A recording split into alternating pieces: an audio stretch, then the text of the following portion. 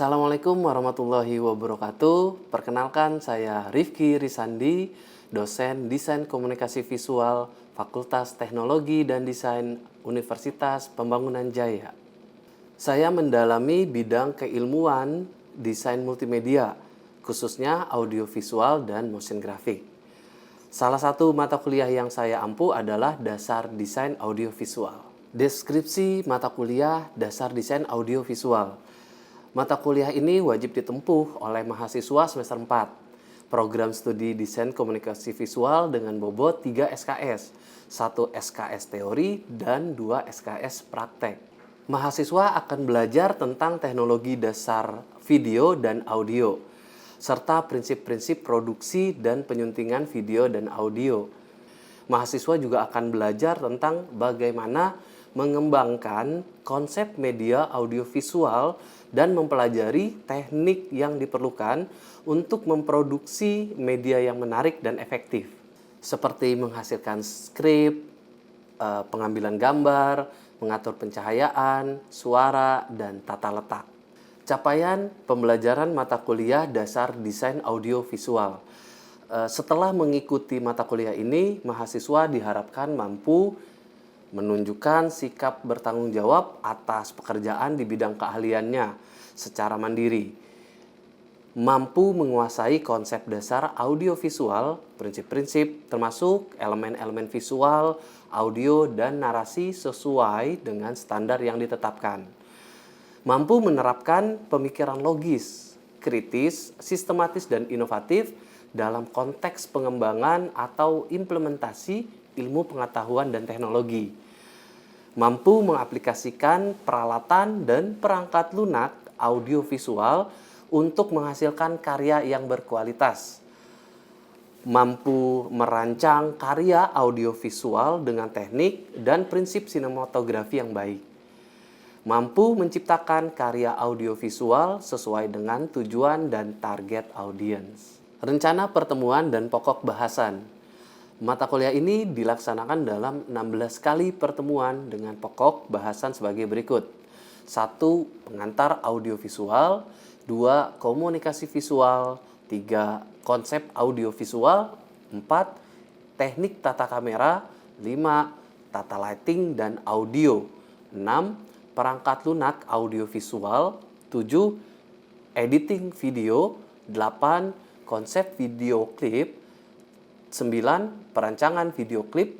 10. Storyboard. 11. Perancangan video musik. 12. Konsep kreatif video komersial. 13. Skrip video komersial. Dan 14. Produksi video komersial. Sesi video ini merupakan pertemuan keempat materi pokok bahasan teknik kamera. Lebih spesifiknya yaitu kamera angle, type of shot, dan kamera movement. Dengan capaian pembelajaran yang diharapkan, mahasiswa dapat mempraktekkan teknik kamera sesuai dengan prinsip sinematografi. Mahasiswa dapat menyimpulkan hasil diskusi terkait teknik kamera sesuai dengan prinsip sinematografi. Sistem dan metode pembelajaran. Sistem pembelajaran yang saya gunakan adalah tatap muka langsung di kelas. Metode pembelajaran yang diterapkan adalah ceramah, diskusi, dan project-based learning. Media pembelajaran yang saya gunakan meliputi aplikasi Mentimeter, PowerPoint, Platform Learning Management System atau LMS, Universitas Pembangunan Jaya atau Kolabor, video pembelajaran, dan aplikasi Quizzes. Referensi yang digunakan dalam pertemuan ini mencakup buku ajar, buku referensi, jurnal, dan sumber belajar yang diunggah ke LMS. Dalam sesi perkuliahan, saya mempertimbangkan 3 aspek utama: delivery, interaction, dan assessment. Penilaian mata kuliah dasar desain audiovisual menggunakan beberapa indikator dengan bobot sebagai berikut. Kehadiran, sikap, perilaku itu 10%, tugas individu dan kelompok 20%, keaktifan dalam proses perkuliahan 10%, ujian tengah semester 20%, ujian akhir semester 35%, dengan total keseluruhan bobot adalah 100%. Berikut adalah cuplikan video perkuliahan yang saya lakukan di kelas. Oke, selamat pagi semua teman-teman. Semangat?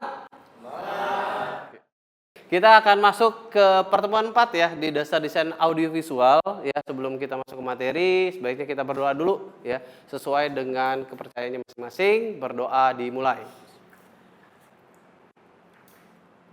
Oke teman-teman, kita presensi dulu untuk perkuliahan kelas hari ini ya. Pertama Axel, Zakia, Jauza. Oke, semuanya lengkap untuk presensi hari ini. Terima kasih. Kita langsung aja mulai dari materinya tentang teknik kamera. Oke, bentar. Oke, teman-teman, kita kali ini akan mempelajari materinya ya, tentang teknik kamera. Ya, ada kamera angle, type of shot, sama kamera movement. Nah, cuma sebelumnya kita akan ngetes dulu ya dari pembelajaran kita sebelumnya tentang proses produksi ya. Kita akan menggali pengetahuan sebelumnya agar tidak lupa. Oke, saya sudah share ya link Mentimeters ya di grup ya, silakan dibuka. Sebutkan kegiatan pada tahap praproduksi yang sebelumnya saya sudah jelaskan dari produksi sampai ke pasca produksi ya. Oke, udah ada yang mulai menjawab ya. Dari ada planning atau perencanaan, ada ide, budget, ada pembuatan naskah ya. Benar, ini salah satu proses ya.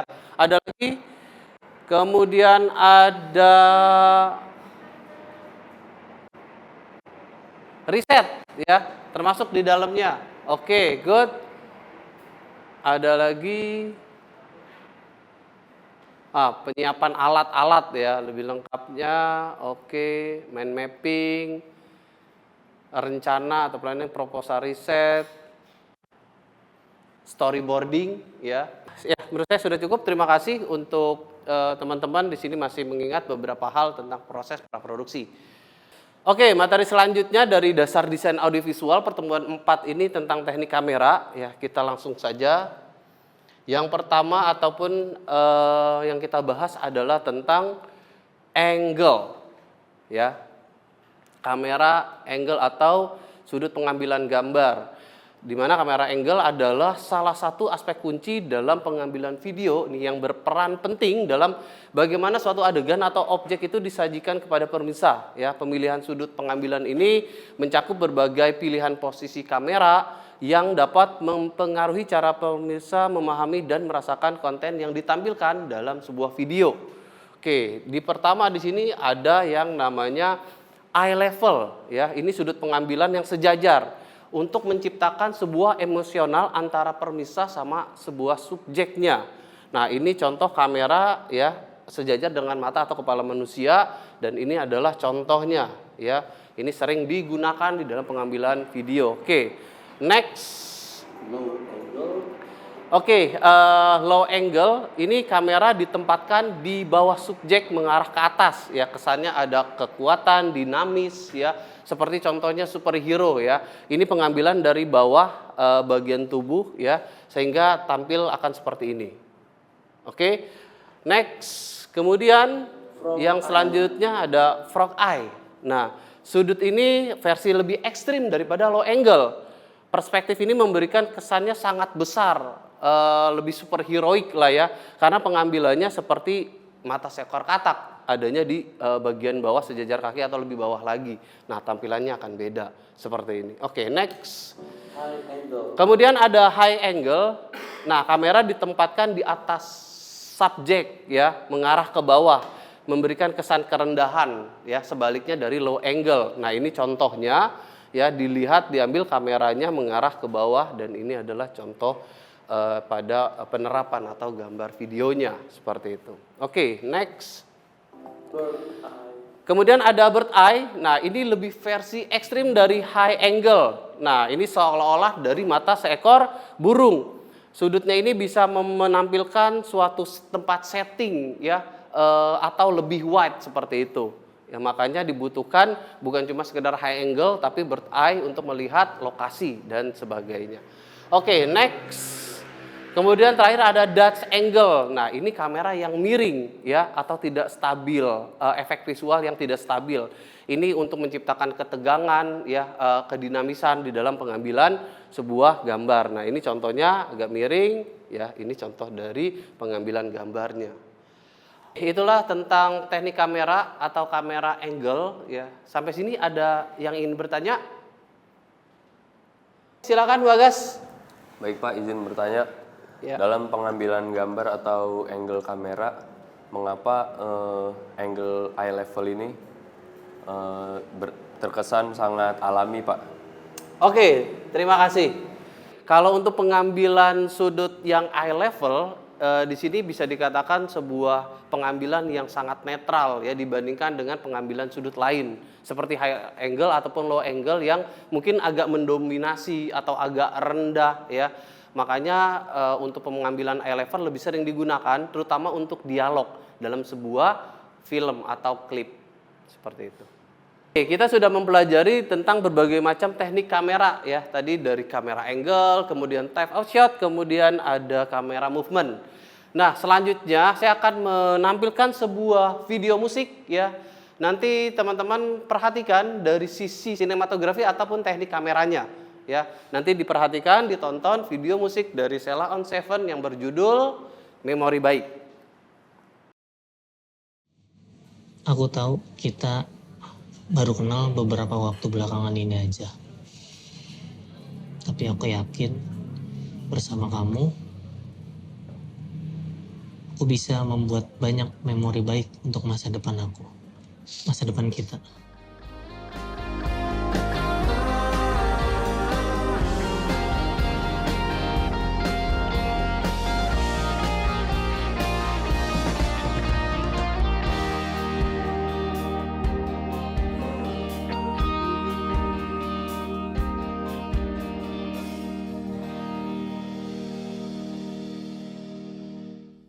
Oke, ada yang mau menanggapi?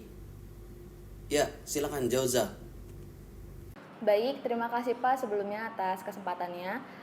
Menurut saya ada beberapa angle dari A-level banyak digunakan saat menampilkan vokal utama, menciptakan rasa keakraban dan koneksi langsung dengan penonton. Terus terdapat sesekali high angle memperlihatkan keseluruhan setting secara lebih luas dan netral. Terima kasih Jauza atas tanggapannya. Ya benar ya. Jadi kalau untuk teknik kamera pada video musik di sini, ya dari beberapa tanggapan ataupun angle yang digunakan itu memang cukup baik ya. Karena pengambilan gambar itu bisa membuat sebuah narasi ya dan emosional. Ya beberapa teknik pengambilan ya disesuaikan dengan cerita tersebut. Jadi selanjutnya setelah ini kita akan bagi kelompok ya. Kita akan bagi kelompok, nanti teman-teman akan berdiskusi dari video musik ini ya, dari Sheila on 7 juga yang memori baik. Itu gimana teman-teman menanggapi dari pesan sebuah video musik Sheila on 7 dari teknik kameranya masing-masing. Seperti itu. Silakan. Oke, sudah terbagi ya kelompoknya. Jadi kita akan berdiskusi ya teman-teman di sini. Dari yang tadi saya sudah informasikan, teman-teman bisa juga melihat di LMS ya, kolabor, kemudian bisa lihat jurnal-jurnal ya, lihat silakan di internet ya untuk menambah referensi atau wawasannya. Kemudian nanti saya beri waktu 10 menit ya untuk teman-teman bisa berdiskusi. Ya, jadi oke, dipersilakan dari kelompoknya masing-masing, dari hasilnya nanti akan dipresentasikan. Oke, untuk ke depan seperti itu. Oke, ada pertanyaan? Ya. Pak, slide presentasinya boleh Canva atau harus PowerPoint, Pak? Oke. Ya, dibebaskan ya. Jadi boleh terserah mau pakai PowerPoint, Canva, Keynote dan lain sebagainya. Oke? Ya, silakan. Oke, sudah semua ya kelompoknya, hasil diskusi tadi sudah dikumpulkan ya, tapi kita udah langsung pilih tadi kelompok 2 untuk yang maju presentasi ya. Dipersilakan Devi, Putri, dan Julio untuk presentasikan hasil diskusinya. Kita beri tepuk tangan.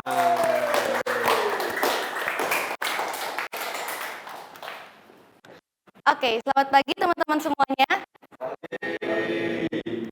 Kami dari kelompok 2 akan mempresentasikan peran teknik kamera dalam storytelling video musik Ceylon Seven yang berjudul Memori Baik. Boleh di next slide-nya? Yang pertama ada Bird Eye dan High Angel. Saat scene kembali ke masa kecil, kamera yang menggunakan sudut tinggi, kadang hampir seperti bird eye view menyoroti dua karakter dalam setting asrama atau taman bermain. Teknik ini memberi kesan naratif, lihat keseluruhan konteks, dan membangun rasa nostalgia yang luas, menekankan ruang di antara mereka sebagai sahabat yang tumbuh bersama. Boleh selanjutnya? Selanjutnya ada eye level and close up. Saat mereka saling bertukar pandang dan tersenyum kecil, kamera bergeser ke eye level close up. Sudut ini menciptakan koneksi emosional langsung dengan penonton. Kita merasa berada di momen hati mereka. Oke, terima kasih. Beri aplaus dulu untuk kelompok 2. Oke, mungkin di sini ada yang mau menanggapi, dipersilakan. Oke, Syakira.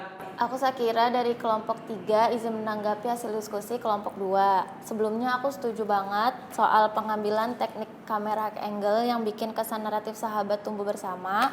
Tapi sebelumnya aku juga mau nambahin kalau teknik eye level di close up juga bisa nunjukin kesan keakraban dan kehangatan masa kecil secara personal. Terima kasih. Oke.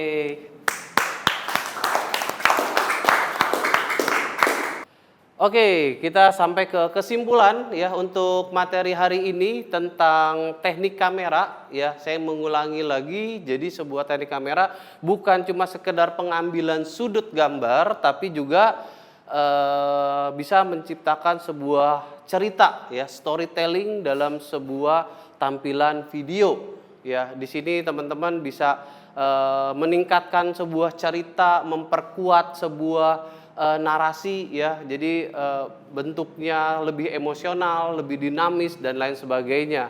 Yang hal di situ ya kan yang harus teman-teman terapkan ya, yang harus teman-teman kuasai ya untuk bisa menciptakan sebuah video yang lebih bermakna dan lebih estetik seperti itu.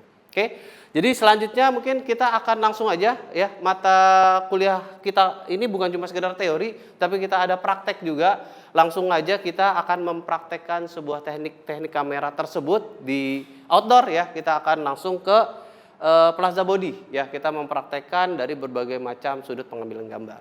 Oke, saya cukupkan untuk kelas teorinya kali ini. Terima kasih. Assalamualaikum warahmatullahi wabarakatuh. Selamat siang.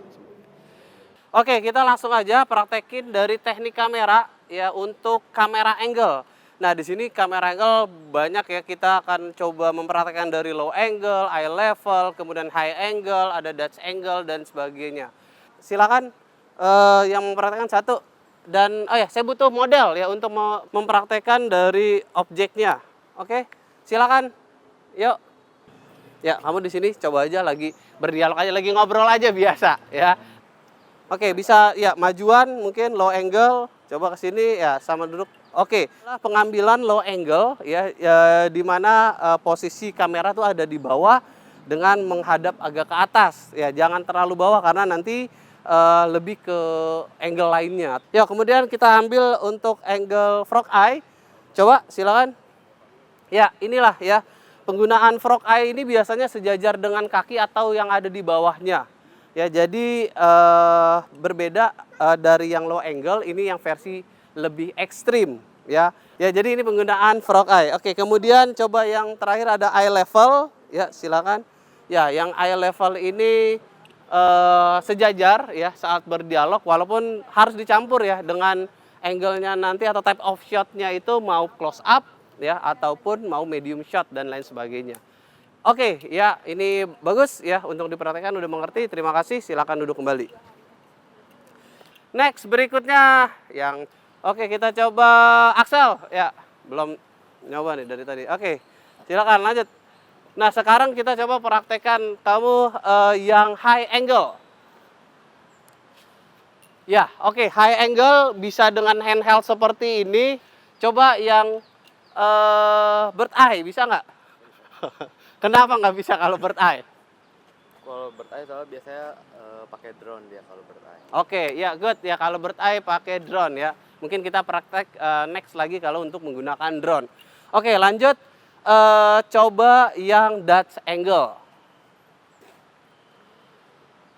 Ya, oke, dibuat miring seperti ini. Ya, ini menggunakan Dutch angle ya, yang dimana objeknya ini terlihat miring agar lebih menantang ataupun lebih dinamis ya, tergantung dari konsep atau teorinya. Oke, terima kasih Axel, silakan duduk kembali. Ya, mungkin itu aja ya sebagian ya yang sudah kita praktekkan tentang beberapa teknik kamera ya, dari salah satunya ada angle kamera ataupun ada type of shot dan ada kamera movement. Mungkin itu ya yang bisa saya sampaikan untuk materi kita kali ini ya. Selain teori, praktek teman-teman sudah lakukan. Jadi saya akhiri untuk kelas hari ini ya. Untuk pertemuan berikutnya kita langsung ada penugasan ya. Selamat siang, terima kasih semuanya. Assalamualaikum warahmatullahi wabarakatuh. Demikianlah salah satu contoh aktivitas perkuliahan untuk deskripsi pernyataan diri dosen dalam Unjuk Kerja Tridharma Perguruan Tinggi atau PDD UKTPT. Aspek pengajaran pada mata kuliah dasar desain audiovisual di program studi Desain Komunikasi Visual Fakultas Teknologi dan Desain Universitas Pembangunan Jaya.